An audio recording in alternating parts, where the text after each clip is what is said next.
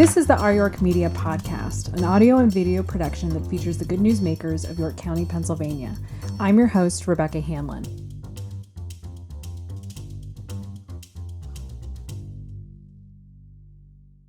Today we're sitting down with Patti Stirk. You probably know her from Small Star, which is a theater in downtown York. But we wanted to bring her in today and not just talk about why she decided to start a movie theater, because who does that? Patti does. But to hear a little bit about her background and particularly some of your entrepreneurial feats, which I have found interesting over the years as I've learned about who you are. So Patti, give us kind of a little introduction to who you are, where you're from, how you came to be here. You're a New York native? I am not a York native. Okay, that's okay. I'm not either. I am a Lancaster County native. Yes. And I love to tell York people that the York people are just lucky that we gave you your own county, because this was all Lancaster County at one point. So I'm sure that goes over well. You know that if you're not born here, you're not from here. So yeah, nope. Lancaster County kid, came to York College because basketball. Oh. I thought I could play basketball on the York College team. And surprised I could. It worked out. Yeah, it's been a great school for me. And after school, I graduated with a computer science degree and business management degree. And my first job was in Indianapolis, Indiana. Okay. And a couple of years later, I came back to see some sorority sisters graduate from York College. Read an article in the Sunday News about a software company in York. And it was doing something very similar to what my software company in Indianapolis was doing. Not mine, a company I worked for. Okay. And I thought, well, that's neat. I'll go talk to them Monday morning. And unbeknownst to me, I talked my way onto a sinking ship. They were a company that was struggling to survive and struggling from the old days of going from DOS to Microsoft Windows. And it was pretty much killing the company. Unstable platform, kind of righted the ship and turned that company around, and it did really, really well. Got sold to an Irvine, California company, but in the meantime, we had built a regional consulting business, and the Irvine, California company didn't want that business. Oh. So the owners of the company kind of looked at me and said, hey, you built this thing. You can either come with us, or you can continue to run this business. Well, I knew what my numbers were, and I knew it made a lot of money. Why would I not do that? Yeah. So how old were you when you came to kind of take on that business? I kind of started it. I was probably 25, but started it within another company. Okay. And then came to own it, and I was probably about 29. Wow. So, yeah. So when you first kind of got onto it, you didn't know it was a sinking ship? No, I didn't. I don't know if you guys are too young to remember Microsoft Windows in its infancy, but it's never been stable. I only know it still isn't. Of DOS because Will and my father-in-law, apparently he was exposed to that very early on, and sometimes they still tell stories about using it worked. Those systems. The thing about it was just a very simple line of communication, and it worked. So when you were, what did you do when you were first there? When you were I was 25? a software engineer. I was just hired. We wrote manufacturing software, supervisory control for the factory floor. Okay. So we had clients like McCormick and Company. Spices was a big client of ours. Interesting. And eventually we started getting phone calls from places like Harley Davidson and York International, now Johnson Controls, and saying, hey, our system's down. Can you help us with this? And we're software engineers sitting in a dark room. Why are they calling us? But it was because of the hardware that we used. I was from a company called Sun Microsystems, and it was the same gear they were using. So they'd call California for help. And they'd say, well, there's somebody right there in your town that can help you. There's a company in York, PA. And it wasn't really what we did, but we knew how to do it. So I'd go out to Harley and fix an Ethernet problem, and the paint line would come back up. And it was like, yay. You did it. And they'd be clapping, and we were catcalling and whistling. But yeah, that's sort of how we started. Interesting. Yeah. So how did you come then to go from doing that stuff to owning the business? Oh, well, so they sold the company, and again, that company didn't want the business, so I said, I started this thing. You're just I'll keep running it? Yeah, I'll take the employees, and then we'll go. So one day we were soft systems engineering, came to work. The next day we were star systems engineering. So customers never noticed a beat. You changed your name, whatever. Yeah. But you were running the show. Mm-hmm. What was that like at 29? It was awesome. Yeah. Yeah, it was awesome because we were making a lot of money. I mean, that's usually a good who sign. does that? Right? Yeah. Yeah. It's like super fun. So at that point, was it still kind of struggling, or were you able to kind of bring it up? So what happened was when we started the consulting business, Yeah. it carried the load for the software development business that was Okay. struggling. Okay. Long enough to get this technology they were inventing up. Okay. And running. Kind of work out the proved. bugs. And... Yeah, and proof of concept, and that's when it got purchased. Interesting. Yeah. So how long were you doing that? Were you running that show? I think I started Star Systems in 1994. Okay. So you do the math. And what was the progression of that over the years? What happened to the business? Did it continue to grow? Yeah. Well, we kept it really lean. Like just as people would say, you'll never survive doing that in York County. You'll never survive doing that in Central Pennsylvania. And we were kind of like, good. Just keep thinking that because we're doing really well with it. Interesting. And So you kind of proved them wrong in that capacity? we did. And now you've heard of Linux. Yeah. So Linux versus Windows, Yeah. we kind of proved it was right. Interesting. Yeah, Okay. Yeah. So where is that business now? So in 2015, Okay. we sold our book of business to BIG, Business Information Group, which Okay. is one of the Kinsley companies. Yes. And kind of joined forces with them. And so technically I still work for them Okay. somehow. I can't In say the fine print? I can't say that I'm really doing any work for them. Oh, okay. But in theory, if I brought them business, I would get paid by them. I see. So- Okay. Okay. When did you determine it was time to sell that book of business? What led to that? Well, the cloud, in a nutshell. Okay. People didn't buy $1 million computers anymore. Yeah, that's the hard manufacturing companies and technology companies. Our kind of primary markets were manufacturing companies, telco companies, Okay. like telco and internet Yeah. service providers, and they kept getting bigger and bigger. But just the average company on the street, Yeah. like say, I don't know, your college, they started to use the cloud more and more Yeah. and more. So That changed it. yeah, it changed it for us. What was it like being back in York and kind of running a technology business, to kind of see that happen in this community?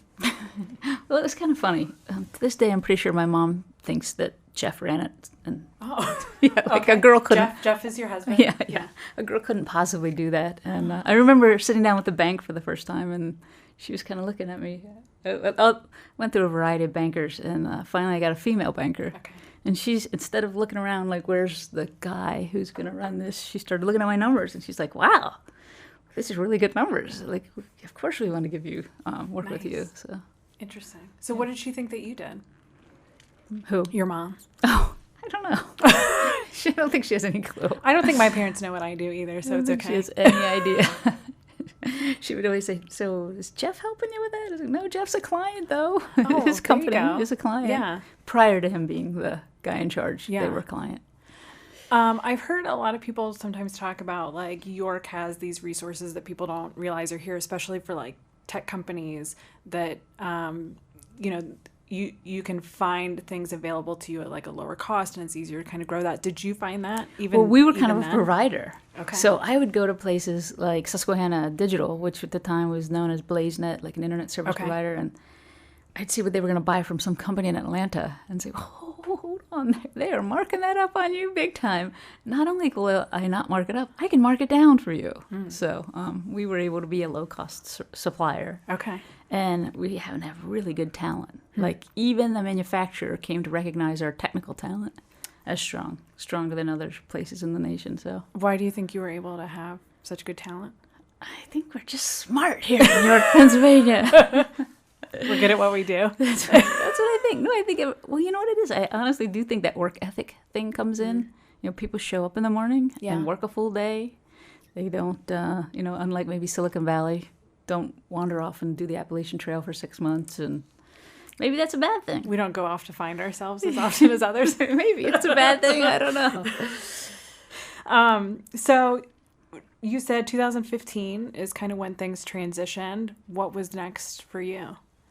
So I had this office space, and I rented it to an engineering company, and their parent company eventually pulled back on the lease, and so I had this empty office space in an 1876 building in WeCo district of downtown York. And people were trying really hard to revitalize York. So I kind of turned to my husband and said, well, what could we do to help? And I said, I have this idea. My friends and I will load into a car, go to Baltimore to watch independent cinema, go out to dinner, go back and watch another movie because, hey, we drove all that way. Right. So we'll catch 2 movies and dinner, not in our own town. So what if we build an independent cinema here? Because we used to have movies of that type at the Strand's Capitol, but in 2010 there was a digital transition and the projector was very, very expensive, and so the Capitol opted not to do that. Well, they really couldn't afford to do it at that time. So we've been kind of a desert for independent cinema since 2010. Yeah. So I just kind of knew technically I found a way to do it with digital distribution. I could do it more cost effectively, more technically efficient. Yeah. To run a really small independent cinema. So we have a 26-seat movie theater in about a 900 square foot space. Yeah. It's really like a 700 square foot space. Okay. It's as big as it can possibly be. Yeah. Because this old building, 1876, it was completely redone in 2002. Okay. And it's just really inappropriate for cinema. But it's mine. Yeah. So I could use it and I could build it. And it was kind of a good spot to serve as a bridge between the current cool stuff happening in downtown New York and the new stuff happening beyond in WeCo, like Ironic, the coffee shop and things of that nature. Yeah. So you had this interest in movies because it was a hobby of yours, but was there anything else there that kind of like spurred you to that? Well, or you just kind of wanted to like serve your own needs? No, I think York needed it. There was just a vacuum. Like people would leave York to go find that kind of entertainment. Yeah. So it's like, if we can keep people here, keep them in York, going to our restaurants, that's better for everybody. Yeah. And dare to dream, and this is actually coming to fruition, people come here from other areas to see the movies that we're showing. Yeah. Just this past weekend, I'll use an example. We had a movie about a guitar shop in Greenwich Village. I had people come up from Maryland. I had people come down from Mechanicsburg. Sometimes their families, they ask for dinner recommendations. We'll kind of give them a rundown, and they're kind of like, we never knew York had a restaurant scene. This is great. We'll be back. That's cool. Dare to dream. We're importing people. That's awesome. Yeah. So what were some of the challenges of starting a movie theater?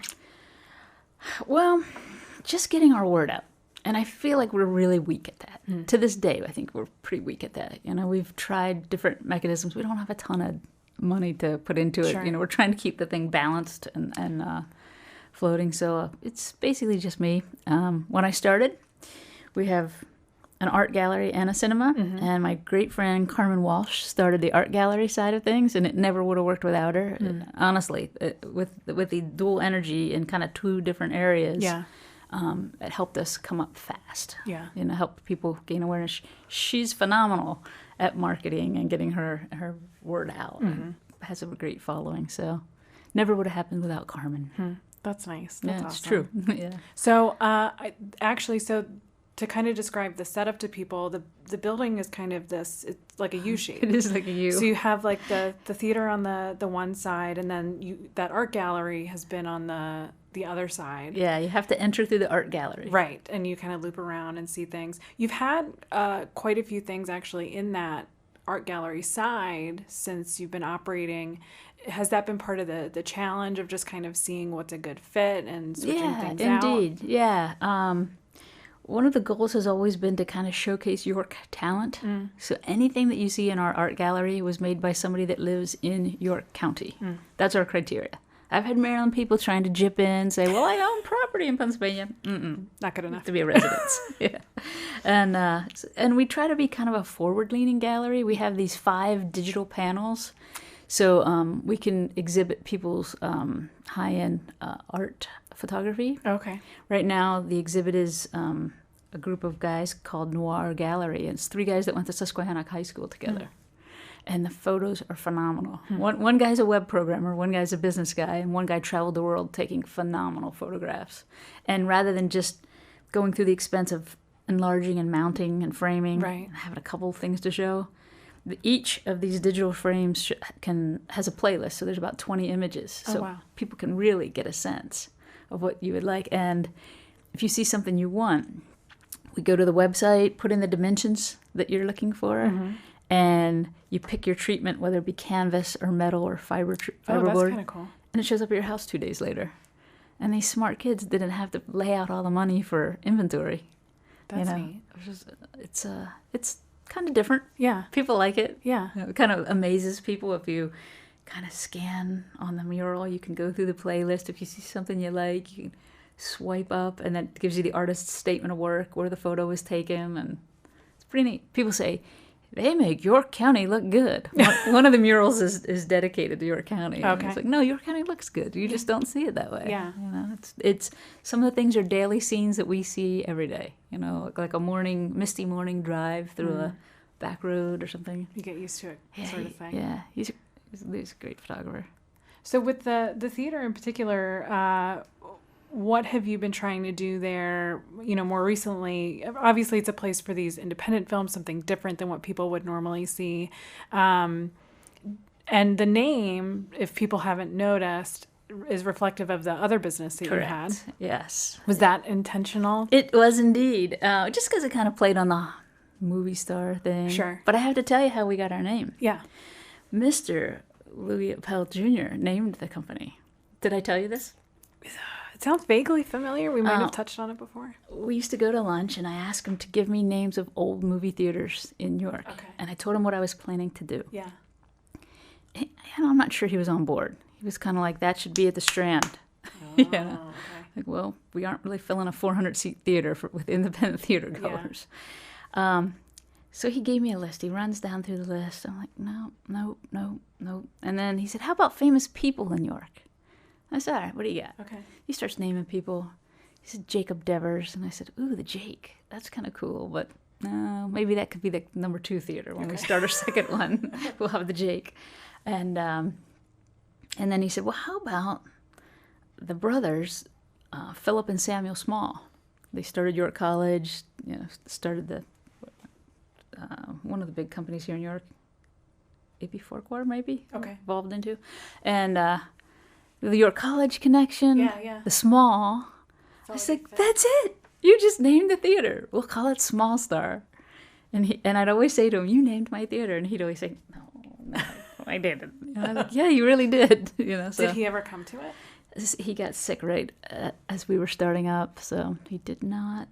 I'm still hoping Mrs. Appel will come someday. Yeah. That's a cool connection. Yeah. We've had some famous people. Oh, really? The governor's mom came Oh. to see the Oscar-winning film, Really? Moonlight, Oh, which that's we showed cool. at Small Star, didn't show at any other theaters around here. Until it won the Oscar, then it showed everywhere. Then people cared. Yeah. Yeah. But yeah, it takes special love and care when you have the governor's mom in your theater, Did you know she was coming? Is that like a planned No, thing? no. She just shows up Yeah. and you roll with it? Yeah, and she's awesome. Yeah, she was awesome. That's Rest funny. in peace, yeah. Yeah, that's funny. That's really cool. What's the competition like against some of the bigger theaters? Well, we could have a film booked for a month, and the bigger theaters don't want it, and then it starts to get some buzz, and then the bigger theaters will take it. So it's a little bit disappointing. Yeah. There are certain film studios we can't get. We can't get Okay. Disney or MGM Sure. or Paramount. There's one that I'd really like, Focus Features. I don't know Okay. if you've ever heard of them. Yes. It's part of Fox. Yeah. And we can't get those yet. Is that because of your size? Yeah. Okay. And the delivery equipment that we have, I see. they're afraid of it. They're afraid it's new. Oh, It's okay. not 1920s technology. They're afraid that we might somehow bootleg their movie and sell it to China. Interesting. Okay. Yeah, I don't know, there are a lot of vestiges of the old way of making and delivering movies in this process that need to go. Okay. We're now in the days of direct to consumer. Right.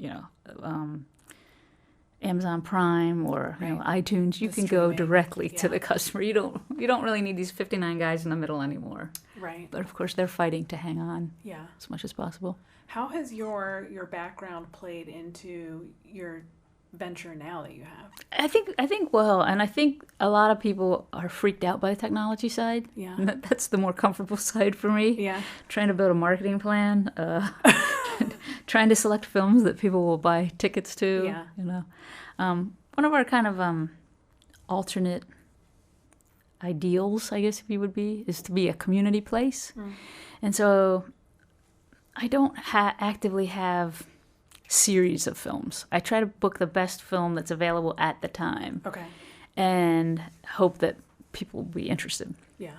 Oftentimes, those films entail people of color. Okay. So we're doing an amazing job of showing different parts of the world, different cultures, and we're hoping to try to build and become a community meeting place, you know, Okay. place where different people from different communities come together, trying to be super open, super friendly, Yeah. welcoming to all. That meeting place. Yeah. So that's kind of a personal goal of mine. Mission. I'm not sure I'm succeeding, but Oh. I'm trying real hard. Yeah. Yeah. Yeah. Have you had anything that you've done through this experience of the theater that's flopped for you? Whether that would be just an effort or a film or something you tried, it didn't work, and how do you pivot from that? Well, with the art gallery side, it's hard to sell enough art to pay rent. Yeah. So it kind of is sort of incongruent, I guess you would say. And so for a while, we had a collage shop. Yes. Renting the space and running their business out of there. And so that was an idea, you know, like high-end gift shop. Yeah. And but turns out when people are coming to a movie at 7 o'clock at night, that's not necessarily when they're looking for a gift for Mother's Day or something like Not that. thinking of it. So, yeah, so that kind of didn't work out. Okay. And they kind of retrenched and went back to their home location, Yeah. which is still vibrant and Yeah. huge. And so... So different things. You're open to the ideas of trying different things. Oh, yeah.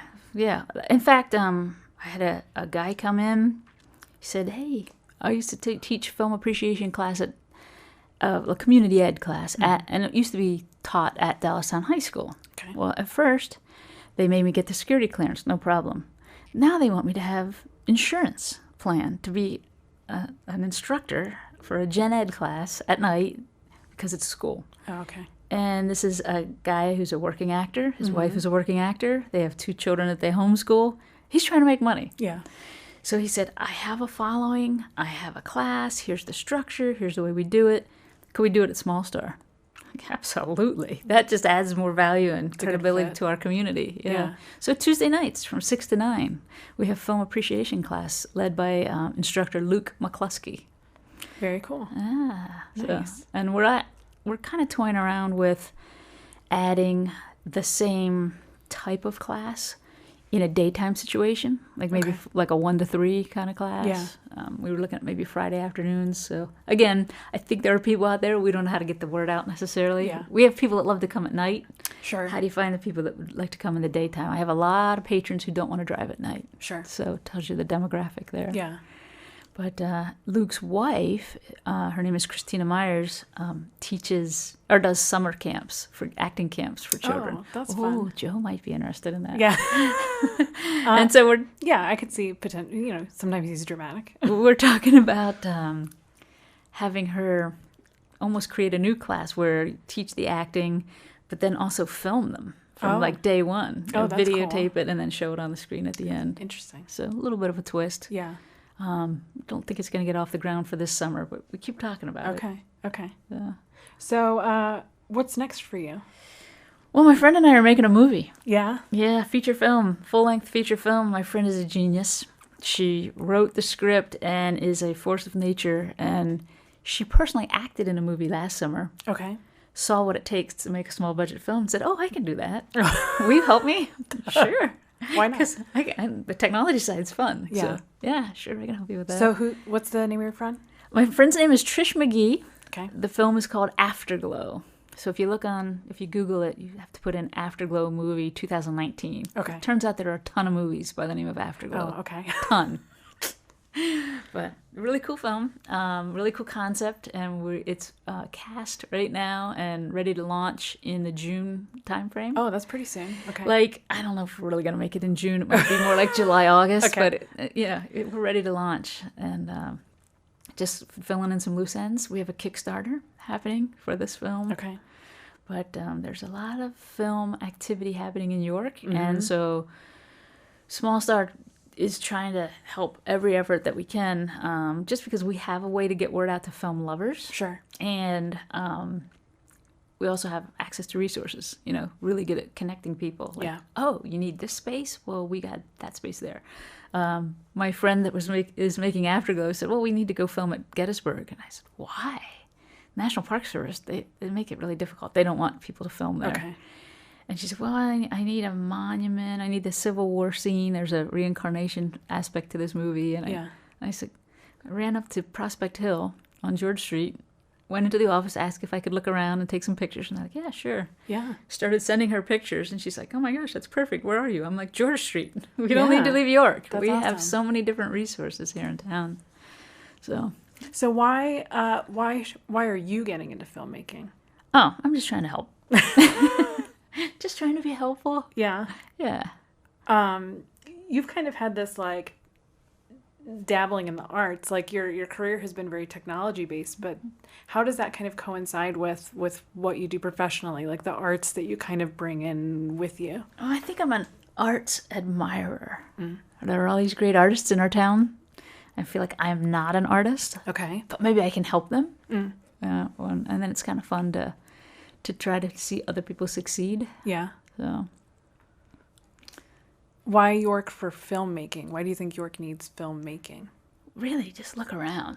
Our architecture is incredible. Everybody says it. You've got all eras of architecture that have been pretty much untouched. Yeah. In other areas, they've been refaced over the years as the area grew. And we sort of have a wide variety of architecture. And here, you can be at the river, you can be up in the hills. Right. And, we've really got a lot of everything. Yeah. And we've got old, we've got new. And it's super inexpensive to make a movie here. There have been a number of productions here. Just this year, I know of 4 going on right now. Okay. Wow. Wow. And there's a 5th about to kick off. Are you going to show them? I would love to show them. That's my goal. We actually showed so far 1 York-made film. Okay. It was by a guy who went to York High, played basketball. Really cool dude. His name is Dew Jones, and Okay. he made a movie called Brothers in South Beach. Okay. And it was kind of a comedy, and it was his Spartan effort, Yeah. his freshman effort, and we're just encouraging him to keep making films Yeah. because it's a voice we want to hear. That's cool. Yeah, he's a really cool guy. He also runs a business. He's got a couple businesses. He's got a lawn care business, but he also has a business where he records high school sports and broadcasts them. Oh, that's cool. Yeah, and I'm sorry, I forget the name of the company. I totally forget the name of the company. Shooting Stars. I think it's called Shooting Stars. So, another York guy with great talent doing cool things. Nice. Yeah. Awesome. Yeah. So, you've had the Small Star in the WeCo neighborhood now, and you live in the WeCo neighborhood. We do. What would you like to see next for WeCo? We need a killer little restaurant located where Sam and Tony's used to be. Which is across the street from you. Yeah, diagonally across the street from us. Right now, the Escape Games moved in across the street from us. So we feel like we're going to get some more energy, and we're excited about that. We have architects, graphic designers next door, a couple of advertising agencies up the street, a great coffee shop in Ironic. Yeah. But now we need maybe a couple restaurants, actually. Kind of fill those gaps in there. There's I just heard that there is a dog, what do you call that? Groomer? Groomer? Yeah. Yeah? Yeah, moving in, called Breakfast at Sniffany's. Yes, Yeah. I've heard. Yeah, I just read over the weekend that it's announced, so that's just a few doors up the street. Oh, good. We have a bed and breakfast, Grace Manor. Yes. So I have a lot of customers coming from the to the movie theater that are spending the weekend in York. They're at Grace Manor. She says, hey, there's an independent movie theater. Here's great restaurants to go to. And so it's starting to all work together, but we need more. Yeah. We need more activity, more energy, more feet in the street. Yeah, for sure. Well, very cool. Ah, Well, you have some exciting stuff going on. it's fun. Well, thanks so much for coming on and talking to us a bit. I really appreciate you making the time to do that. Sorry. Yeah, that's. Thank you very much for having me. Yeah.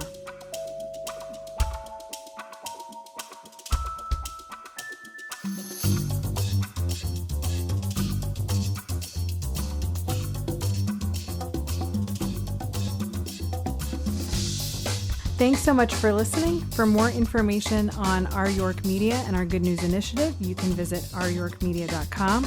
We appreciate your attention and give bonus points for those who subscribe. The Our York Media podcast is produced by Will Hanlon and Caleb Robertson. I'm Rebecca Hanlon. Thanks so much for listening.